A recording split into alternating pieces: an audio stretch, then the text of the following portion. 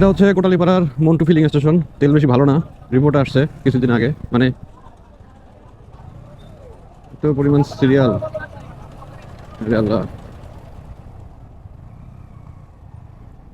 মানে ভুল বলছি আসলে।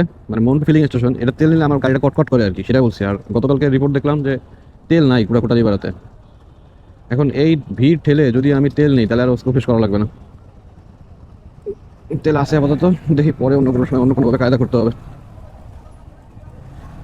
তেলের সংকট নাই আসলে, হ্যাঁ তেল পাম্পে নাই, কিন্তু ওই যে দোকানগুলোতে কিন্তু তেল আছে, মজুত করে রাখছে, সেগুলো ছাড়ছে আর কি। কি পরিমাণ যে ব্যবসা করে এরা, হারাম ব্যবসা আর কি। তো তেল যে নাই, এটার যে সংকট, এটা আসলে কৃত্রিম। কিছু অসাধু ব্যবসায়ী তেল মজুত করে এখন চায় তেলের দাম বাড়াইতে।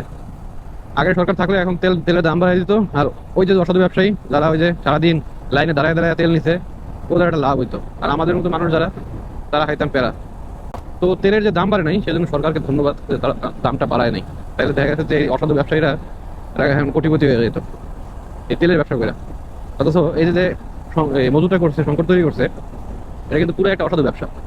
আর এই অসাধু ব্যবসা করেই কিছু মানুষ দিনের পর দিন দিন লাখপতি কোটিপতি হয়ে যাচ্ছে। এভাবেই চলছে বাংলাদেশ গত 17 বছর।